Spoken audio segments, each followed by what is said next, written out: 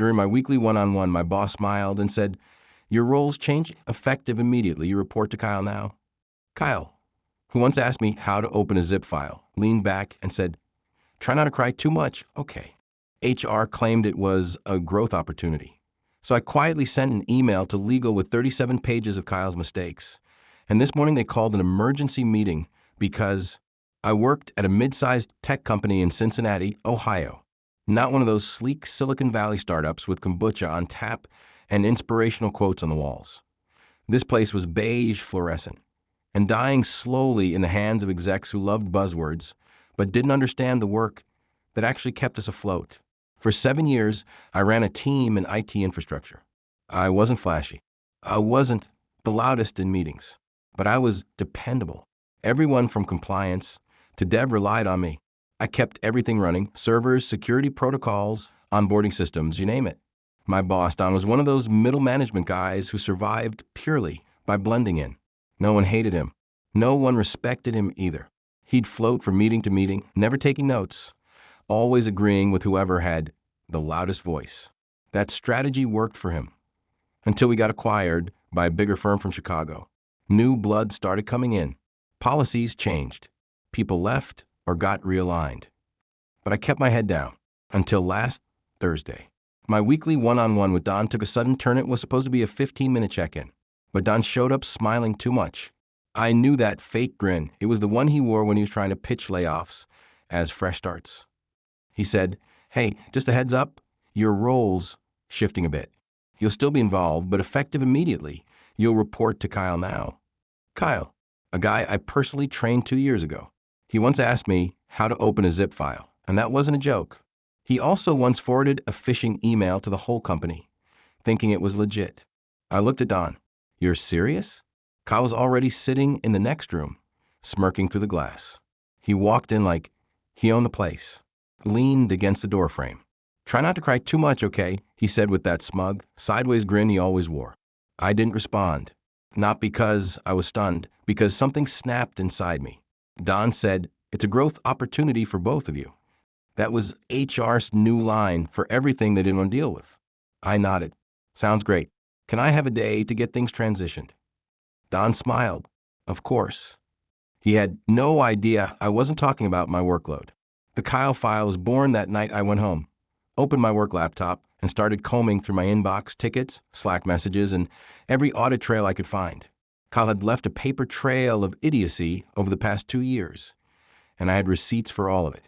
Deleted logs, misconfigured firewalls, unauthorized software installs, a literal month where he logged in from a non-VPN connection and uploaded work docs to his personal Dropbox. I didn't even have to dig, it was all right there. What started as a few bullet points turned into a 37-page document. I numbered every incident, time-stamped everything, attached screenshots and references to policy violations. Then I wrote a short, professional email to the legal team. "Hi, per your guidance on internal reporting procedures, please find the attached document detailing potentially non-compliant activity and data handling issues involving Kyle, last name. Given the volume and potential risk exposure, I felt it prudent to raise this directly to your attention. My name, I BCC'd myself from my personal email. I wasn't stupid. Then I waited. Monday morning. The mood shifted. Kyle didn't show up until 10:20 a.m. Classic. He was wearing his stupid tech bro fleece and acting like nothing had changed. He stood in front of the team and said, "All right, I guess I'm the new sheriff. Let's keep the vibes high, yeah." I didn't say a word, but by 11:15 a.m., something happened.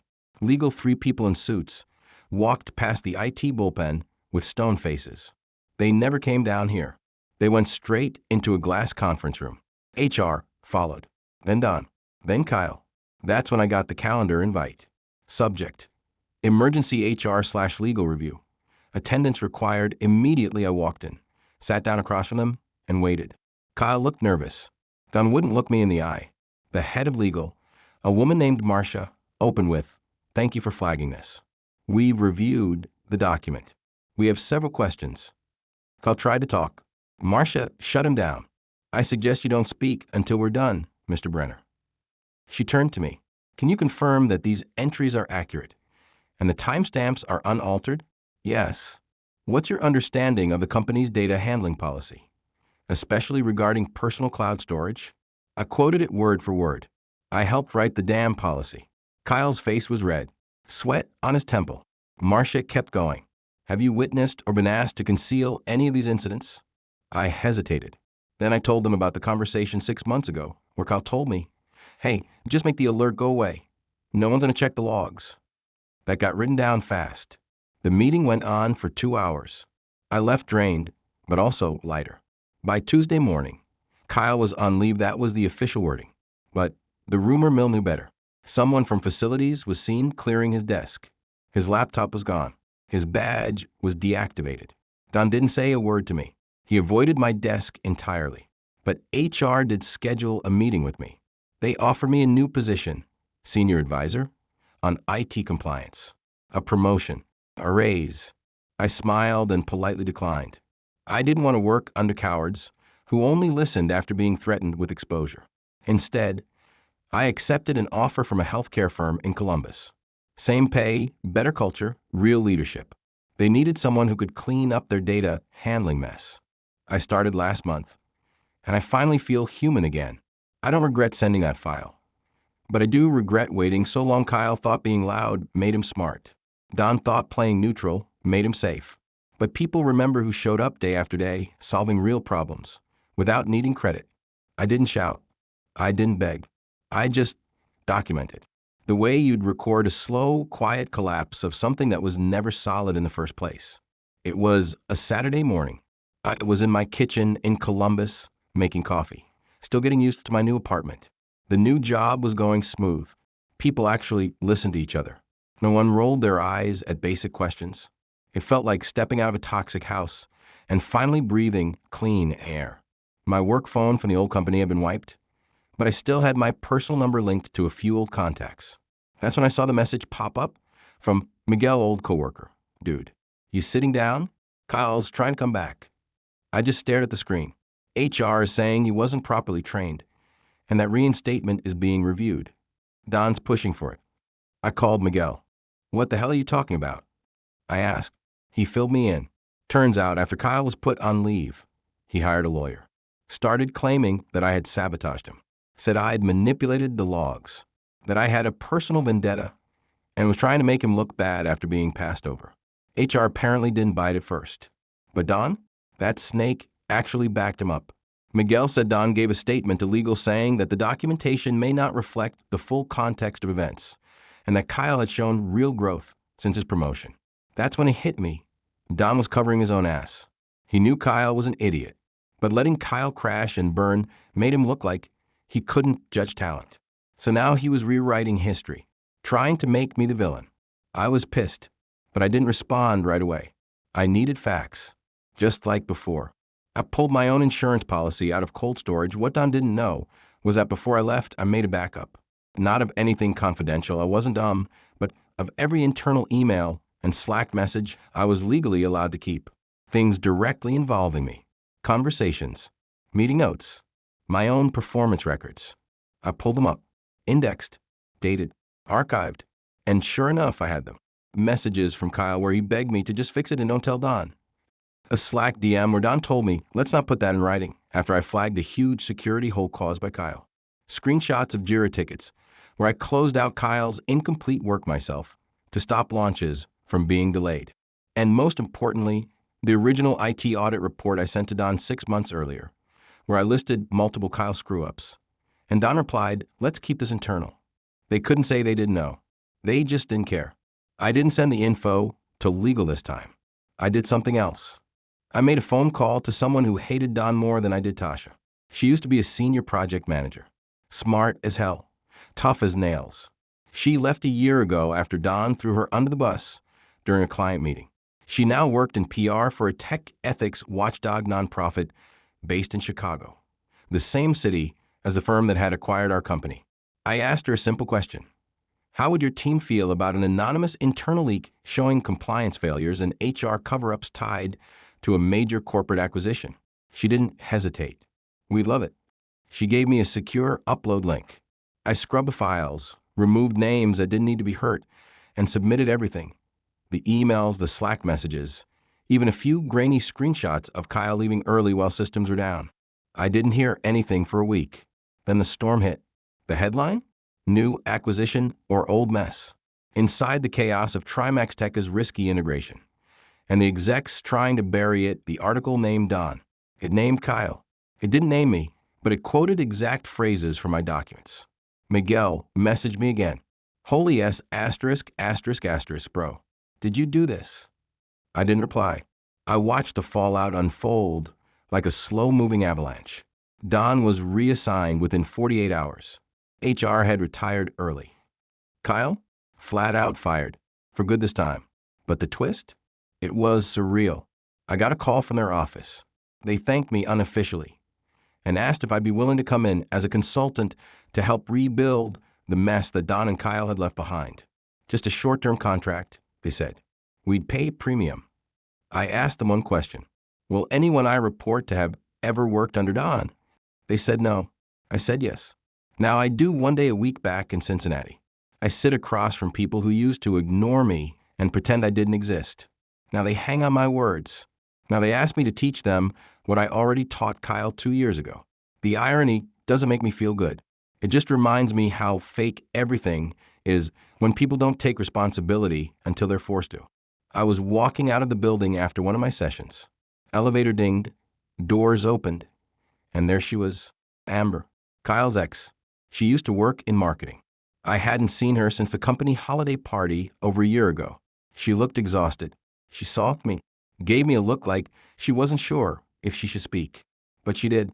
I need to talk to you, she said, about something Kyle did. I paused. She leaned in and whispered. I think he was stealing client data. And it wasn't just Dropbox. He what? I asked, my voice low. Amber looked around before speaking again. I don't want to talk about it here. We stepped out of the building and walked a few blocks.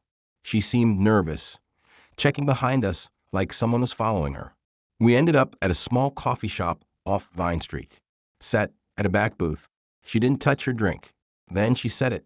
Kyle was selling client info, names, contact lists, maybe even access logs. He used to brag about it. I just stared at her. I thought he was exaggerating, she said. But after he got suspended, I found a flash drive in his old nightstand. He used to bring it home just in case he had to finish work. I opened it last week. What was on it? I asked. She looked like she was going to throw up. Folders. Dozens. Company names. Client onboarding info. Even some signed contracts. And login credentials in plain text. I took a breath.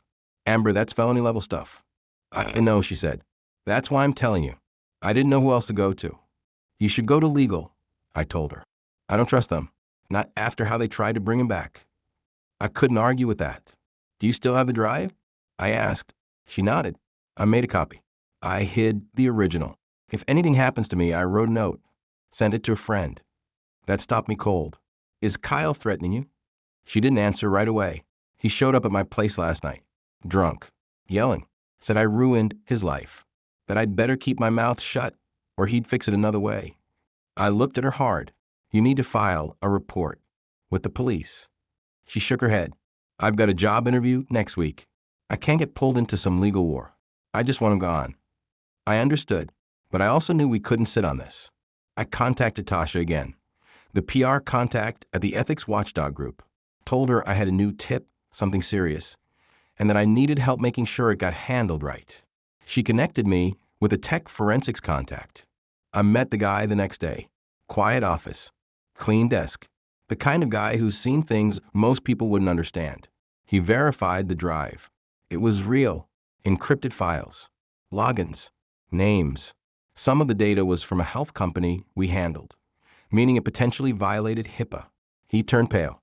This isn't just shady. This is criminal. What do you recommend? I asked. He didn't hesitate. We take it to the FTC and FBI. You do not go back through company channels. Not if they've already tried to protect him once. That's how the second firestorm started. Quiet at first. I was asked not to say anything. Neither was Amber. But we were both brought in separately for interviews with federal investigators. They took it seriously, the kind of serious that clears rooms. Kyle disappeared. His apartment emptied overnight. His car left at a gas station outside Dayton. He was gone, but they had enough. The data trail was clear. He left fingerprints all over the stolen files. The FBI agent assigned to the case told me, "We've got warrants. We'll find him." I believed them. And while all this was happening, the company tried to pretend like nothing was going on. Emails went out about business continuity and unexpected transitions. Don was no longer even mentioned in memos. His desk got packed up by security, but something bigger was breaking under the surface. One of the companies whose data had been stolen was a mid-sized healthcare provider in the Midwest. They found out about the leak, not through the company, but through a journalist who'd been tipped by the watchdog group. That client pulled their entire contract. Millions of dollars gone. Suddenly, silence wasn't an option anymore. Internal town halls got tense. Staff started asking hard questions. Leadership gave vague answers. The CEO made an awkward video message saying, "We're conducting an internal audit and cooperating with authorities." Miguel called me one night. "They're screwed," he said. "You wouldn't believe how many clients are threatening to walk." He paused. "You did the right thing, man. You saved people's jobs." But I didn't feel like a hero. I felt like someone who had seen the rot and just pulled back the curtain. I let it ring twice before answering. There was silence, then a voice. "You should have kept your mouth shut." Then it hung up. My stomach dropped. That call messed with me more than I expected. It was probably Kyle, or someone speaking for him. The voice was low disguised, but the message was clear. I went cold. After everything I'd been through after doing the right thing. Now I was the one getting threats? I barely slept that night. Every creak in the hallway made my heart jump. I double-checked my locks, looked out the window 5 times. It was like my brain wouldn't shut off. The next morning, I drove to the police station in Columbus and filed a report. Gave them everything. The copy of the call, the date, the time, and the context. The officer nodded like he'd seen it before. This is textbook. Desperate guy. Nowhere left to run. He was right, because 2 weeks later, Kyle was found in Missouri of all places, hiding out at some distant cousin's trailer outside St. Louis. FBI tracked him through a prepaid debit card he used to buy gas. They arrested him without a fight. Turns out he had a burner phone with message drafts to a dozen different people, including his brother, his old roommate, and even a former coworker. All were asking for help getting even. He had written, "I'll ruin everyone who did this to me," starting with my name. That was it. That was all the feds needed. He was indicted on 3 federal charges: data theft, wire fraud, attempted identity trafficking. The press got wind of it. Not just tech blogs this time. Full-on local news stations ran it. Cincinnati man accused of selling corporate client data. Former company under scrutiny. Kyle's face was plastered all over the screen. A mugshot. Bags under his eyes. While there, he looked nothing like the smirking guy who once leaned into my one-on-one meeting and told me not to cry. His parents, apparently, were horrified. His mom tried to give an interview saying he'd been led astray by bad management. But it backfired. People online dug up old photos of Kyle at the company party. Drunk, sloppy. Clearly a mess way before his promotion. Worse, his wife filed for divorce. Amber was already gone. But Kyle had moved on fast. Married someone else last year. A woman named Renee. I didn't know her personally, but she worked in legal marketing. When the rest hit the news, she packed her bags, took their toddler, and left. She filed a full restraining order with her divorce papers. I don't know all the details, but someone told me Kyle had tried to hide his suspension and legal issues from her. Said he was freelancing after choosing to leave the company. He even forged a few fake client invoices to keep up appearances. Imagine her face when the FBI kicked in their apartment door and seized his computer. From what I heard, she moved in with her sister in Columbus, not far from me. I bumped into her once at a grocery store. She didn't say much, just, "Thank you for stopping him." I nodded. Neither of us said anything else. There was nothing left to say. He lost his job, sure, but the humiliation hit harder. The watchdog group published a follow-up report, exposed Don's cover-ups, documented how he ignored compliance warnings, and even quoted one of his old emails where he said Kyle had natural leadership skills despite multiple complaints. He tried to deny it. Didn't matter. He applied for 3 new roles in tech management. Got rejected every time. Word travels fast in our industry, especially when ethics are involved. I heard through someone on LinkedIn that Don had moved into some small-time consulting gig, but it wasn't going well. Burned bridges. No trust left. Last I checked, he shut down his public profiles. They brought in a new VP of compliance. Cleaned house. I was asked to help during the transition. I declined. Told them I was done cleaning up other people's rot. They offered me another pay raise. I still said no. It wasn't about money anymore. Amber went into therapy, started rebuilding her life. She got a full-time job at a health nonprofit and started helping other women deal with emotional abuse and manipulation. She called me once, 6 months after everything blew up. I finally feel free, she said. It's like I've been living under a blanket of lies for years. Miguel quit the company and moved to Denver. Said he wanted a fresh start. I still talk to him sometimes. He's doing good. Tasha? She got promoted. Now runs her own department. She always believed in fighting fire with facts, and she was right. And me? I stayed in Columbus. Kept my new job. Quiet apartment. Decent friends. No drama. But I still check my door twice at night. Still flinch when I get a call from an unknown number. Some scars don't show up on your skin. They stay behind your eyes. Yes. Even though it wrecked my mental health. Even though I almost got dragged into something way bigger than I could handle. Because if I hadn't spoken up, Kyle would still be there. Don would still be covering for him. And people like Amber would still be trapped in someone else's mess. I didn't ask to be a whistleblower. I never wanted attention. I just wanted respect for my work, my time, my silence. But when they pushed me out and tried to humiliate me, they gave me nothing left to lose. And that's when I became the one thing they didn't expect. The guy who kept the receipts.